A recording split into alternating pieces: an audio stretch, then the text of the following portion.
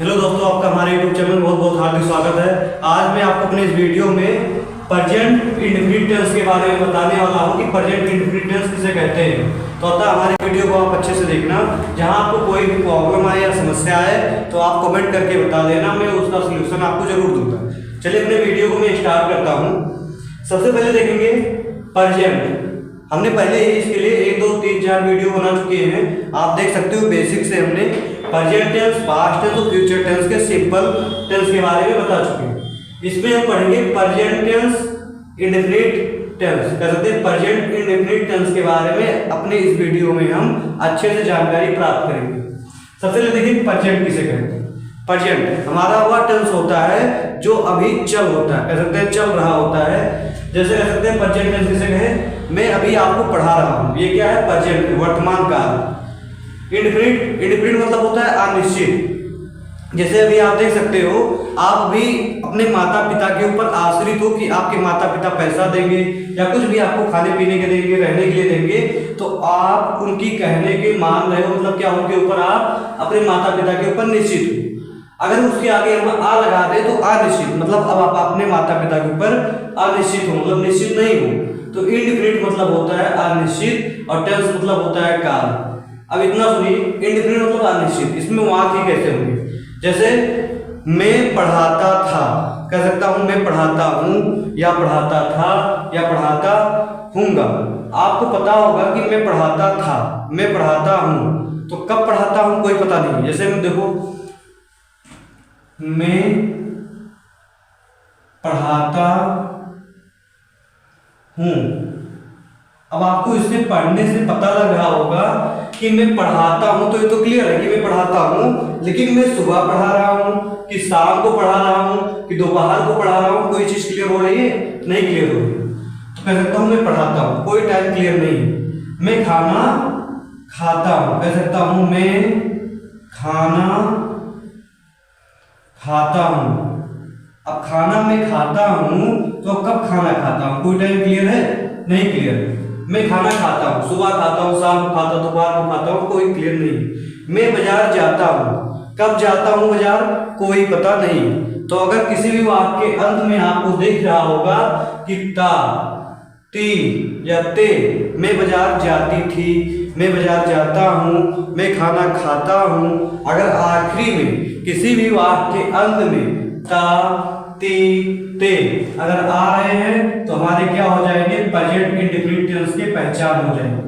तो पहचान तो हमारा क्लियर हो गया कि अगर किसी भी वाक्य के अंत में ता है, ता हूं, ता है, ती है,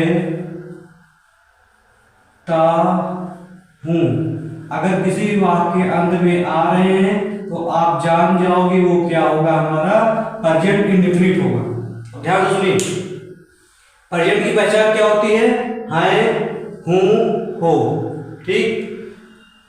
इंडेफिनिट की पहचान क्या हो गई, ता, ता, ती, ते। अगर किसी वाक्य के अंत में ता है, ती है, ता हूं या ता हो अगर आ रहा है तो आप जान जाओगे प्रेजेंट इंडेफिनिट टेंस है। इतना क्लियर। अब हम देखेंगे प्रेजेंट इंडेफिनिट टेंस किसे कहते हैं। तो हम कहेंगे उस प्रेजेंट इंडेफिनिट टेंस में आपको उस काल का बोध होता है जिसमें हमारे समय के अनिश्चित, मतलब कोई समय क्लियर नहीं होता है कि हम कर रहे होते हैं कि कार्य हमारा समाप्त हुआ कि कार्य हमारा जारी है, कोई क्लियर नहीं। तो उसी को क्या कहते हैं, अनिश्चित कहते हैं। जैसे मैं खाना खाता हूँ, कब खाना खाता हूँ, कोई टाइम क्लियर नहीं। तो इतना क्लियर कि प्रेजेंट इंडेफिनिट टेंस को क्या कहते हैं, वर्तमान काल, अनिश्चित काल कहते हैं, वर्तमान अनिश्चित काल। पहचान क्या होता है, ता है, ती है, ता हूं या ता हो। इतना क्लियर। प्रेजेंट इंडेफिनिट टेंस किसे कहते हैं, हमने कहा कि अगर किसी काल में आपको कार्य के समाप्त होने या परम होने के बारे में जानकारी नहीं प्राप्त होती है तो क्या होता है, वो प्रेजेंट इंडेफिनिट टेंस होता है। इतना क्लियर। अब सबसे पहले हमारा आता है इसमें यूज, आपको क्या करना है, कह सकते हैं आपकी सहायक क्रिया यूज क्या करना है, आपको यूज फॉर, इसमें आपको ज्यादा कुछ नहीं करना है। अफर्मेटिव सेंटेंस में आपको वर्ब के फर्स्ट फॉर्म में बस यस या ईएस जोड़ देना है, जोड़ देना है। आपकी सहायक क्रिया इसमें इजमार कुछ नहीं होगी। फिर आपके वर्ब के फर्स्ट फॉर्म में यस या एस जोड़ देना है। ये आपका क्या होगा अगर अफर्मेटिव सेंटेंस हो। अब ध्यान से देखिए, अगर हमारा नेगेटिव होता है तब क्या करेंगे, तब वर्ब के फर्स्ट फॉर्म में हम यस या एस ना जोड़ के वर्ब के साथ में हम डू या डज लगाएंगे। इतना क्लियर? ये मेन चीज है, कह सकते हैं आपका। अभी आपको हम क्लियर करके बता दूंगा एग्जांपल देके। पहले मैं समझता हूं, कह सकते हैं कि पहले अफर्मेटिव सेंटेंस को देखते हैं। तो सबसे पहले देखिए अफर्मेटिव सेंटेंस के रूल क्या होते हैं। इतना आपको क्लियर हो गया। अभी देखिए आपका पूरा एकदम क्लियर हो जाएगा। अफर्मेटिव सेंटेंस,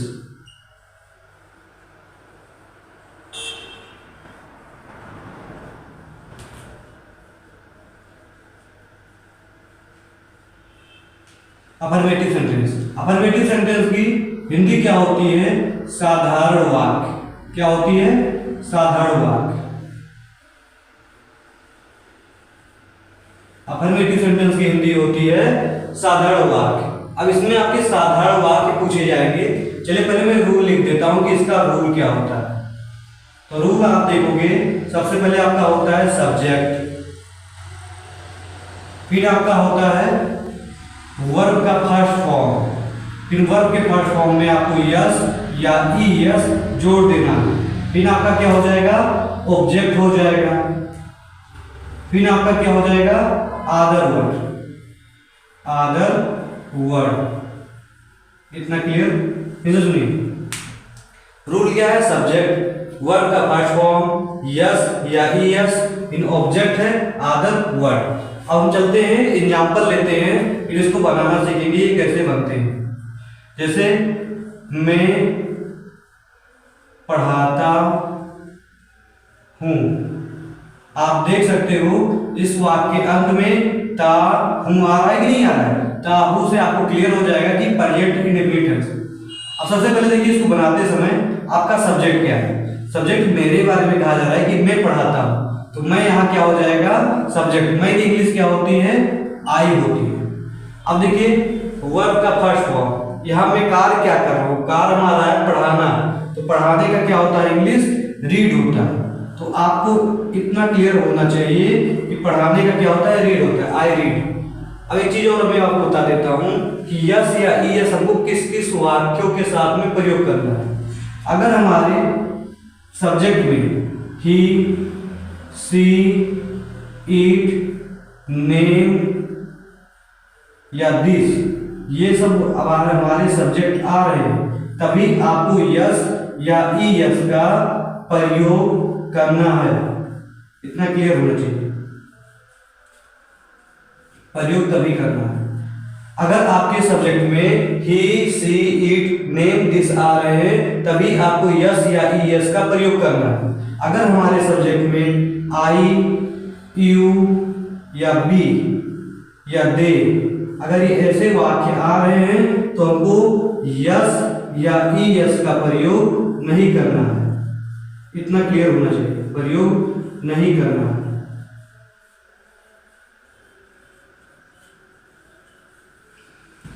देखिए अगर हमारे सब्जेक्ट में ही, सी, इट, नेम, दिस आ रहे हैं तो यस या ईएस का प्रयोग करना है। अगर हमारे सब्जेक्ट में आई, यू, बी, दे आ रहे हैं तो यस या ईएस का प्रयोग नहीं करना है। आप देख सकते हो यहाँ क्या था, मैं की इंग्लिश क्या होती है, आई आया, इसलिए हमने यस या ईएस का प्रयोग नहीं किया। जैसे वह पढ़ाता है, वह पढ़ाता है। अब ध्यान से देखेंगे, वह क्या है, वह की इंग्लिश होती है सी, कह सकते हैं सी होती है और ही भी होती है।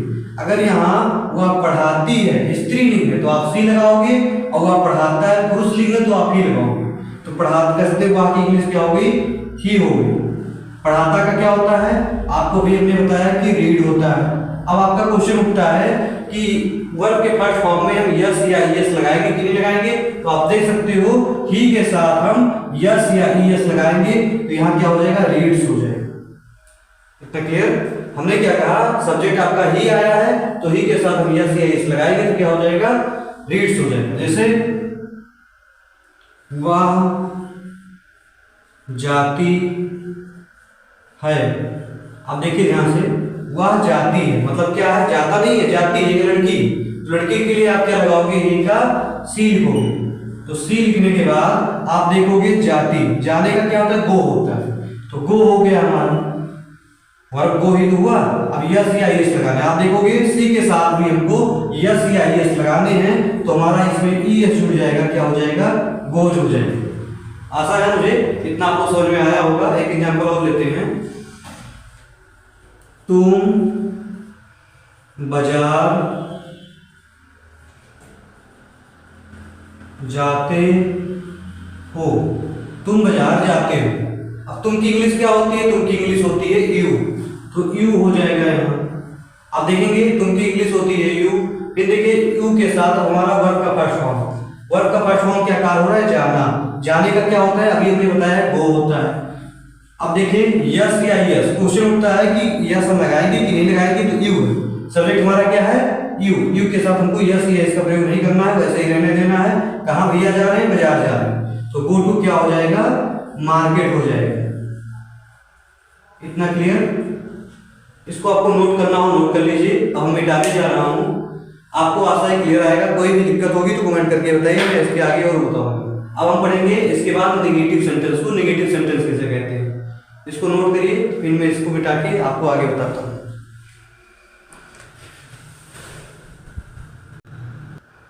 आप देख सकते हो हमने नेगेटिव सेंटेंस को लिख के रखा है। नेगेटिव सेंटेंस की हिंदी क्या होती है, नकारात्मक वाक्य होती है। अब नकारात्मक वाक्य मतलब हमेशा इसमें आपके अगर किसी भी वाक्य के बीच में नहीं या कभी नहीं आ रहे हैं, अगर कभी नहीं आ रहे हैं तो आप उसके लिए प्रयोग करोगे नेवर। अगर हमारे वाक्य में कभी नहीं आ रहे हैं तो आप उसके लिए क्या प्रयोग करोगे, नेवर करोगे। चलिए इसके अब रूल देखते हैं।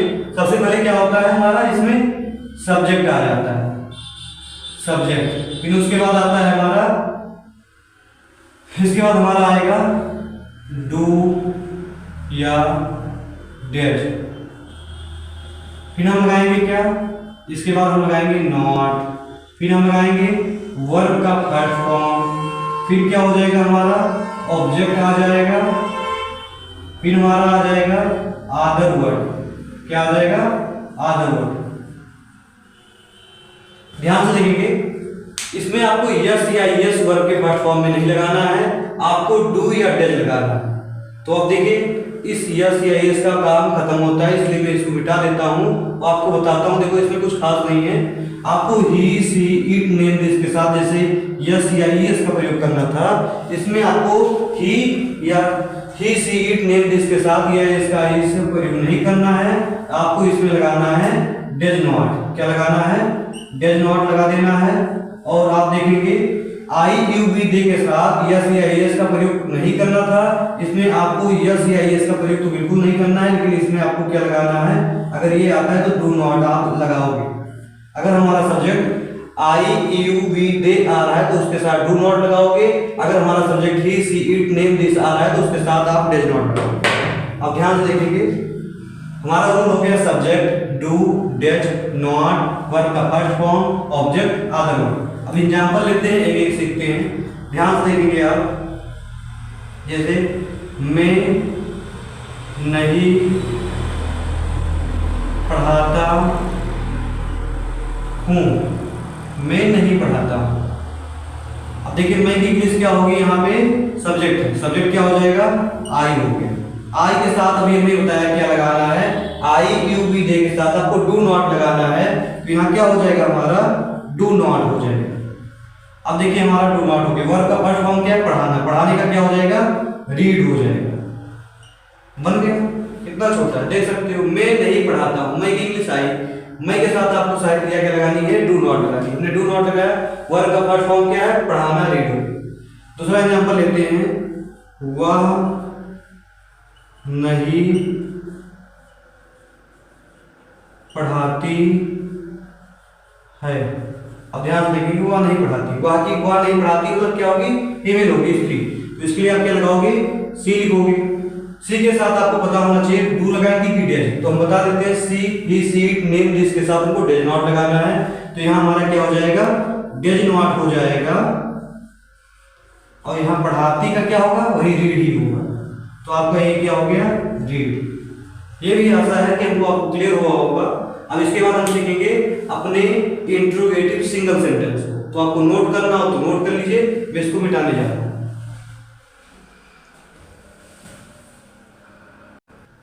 आप देख सकते हो अच्छे से हमने इंट्रोगेटिव सिंगल सेंटेंस को लिख के रखा है।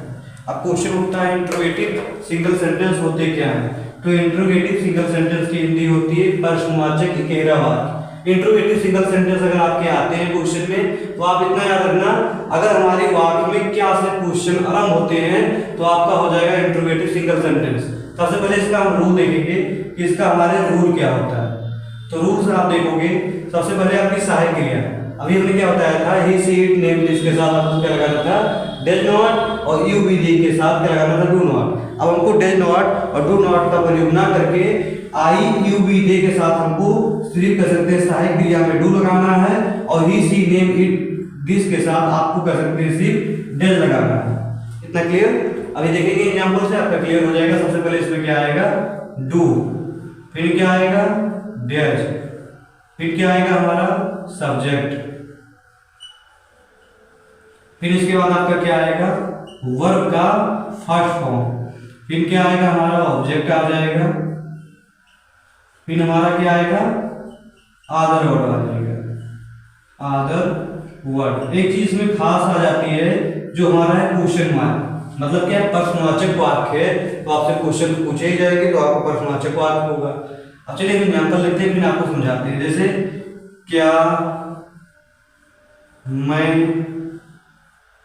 पढ़ाता हूं, आपसे क्वेश्चन कर रहा हूं क्या मैं पढ़ाता हूं, तो आप इसका अनुवाद कैसे करोगे। तो सबसे पहले आप देखोगे मैं आ रहा है ना, मैं की इंग्लिश क्या होती है, आई होती है। आई यू बी दे के साथ आपको क्या लगाना है, सहायक क्रिया डू लगाना है। तो सबसे पहले हम क्या लिखेंगे, डू। अब क्या है सब्जेक्ट, सब्जेक्ट क्या है, मैं ही तो है, मैं की इंग्लिश क्या हो जाएगी, आई हो जाएगी। वर्ब का फर्स्ट फॉर्म क्या है, पढ़ाता, पढ़ाता का क्या हो जाएगा, रीड हो जाएगा। और आखिरी में आप क्वेश्चन मार्क लगाना बिल्कुल नहीं भूलना। अब मान लीजिए मैं पढ़ाता नहीं हूं, ऐसा वाक्य आता है कि मैं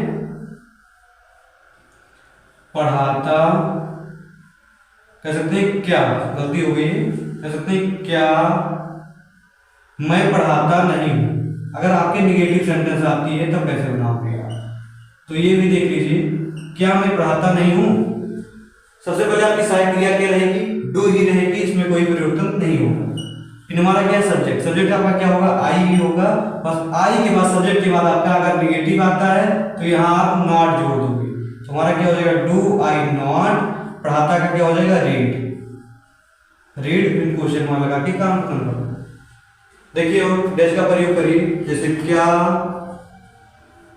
राम स्कूल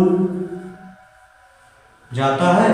आपसे क्वेश्चन पूछा जा रहा है क्या राम स्कूल जाता है, तो आप क्या कहोगे, ध्यान से देखिए। राम क्या है आपका, एक नाम है, राम क्या है, एक नाम है, तो नाम के साथ क्या लगाते हैं, डैश, तो आपका यहाँ क्या हो जाएगा, सबसे पहले डैश हो जाएगा।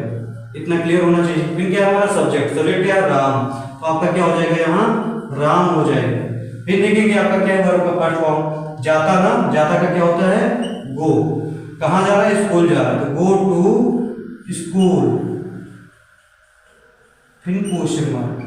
फिर से सुनिए, क्या राम स्कूल जाता है, राम क्या है, एक नाम है, राम के साथ सहायक क्रिया आप लगाओगे डैश, सब्जेक्ट है आपका, सब्जेक्ट क्या है, राम, राम का नाम लिखिए, जाने का क्या होता है, गो, फिर कहाँ जा रहा है, टू स्कूल, क्वेश्चन मार्क, आपका काम खत्म।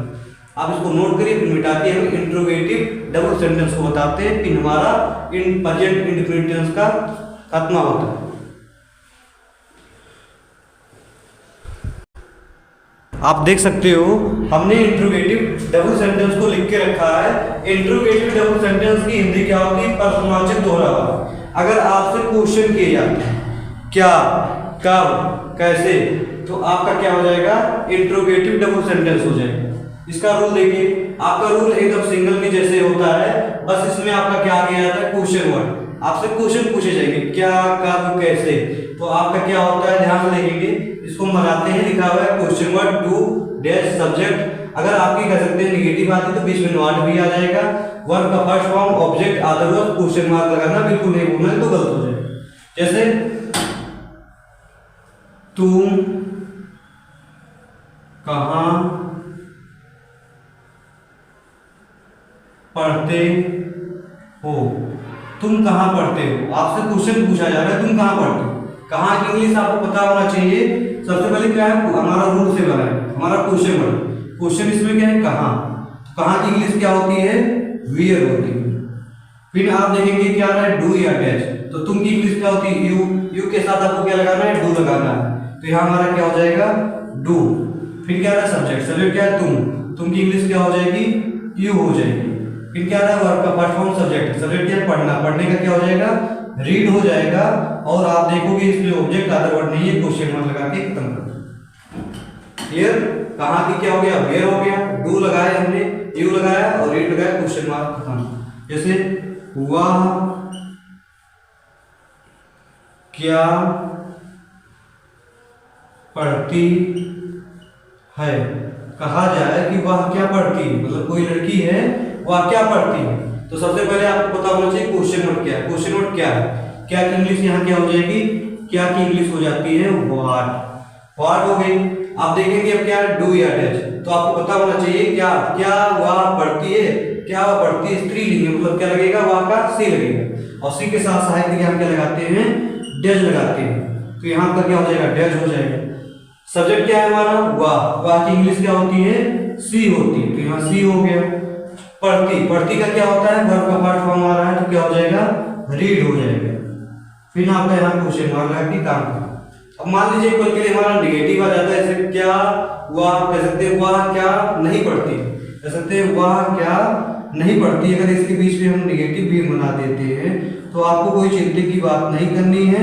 कह सकते हैं सब्जेक्ट के बाद आपका यहाँ क्या जुड़ जाएगा, नॉट जुड़ जाएगा। अगर आपका नेगेटिव आता है तो यहाँ पे सब्जेक्ट के बाद नॉट जुड़ जाएगा, what dash see not read, वह क्या नहीं पढ़ती है, ऐसा हो जाएगा।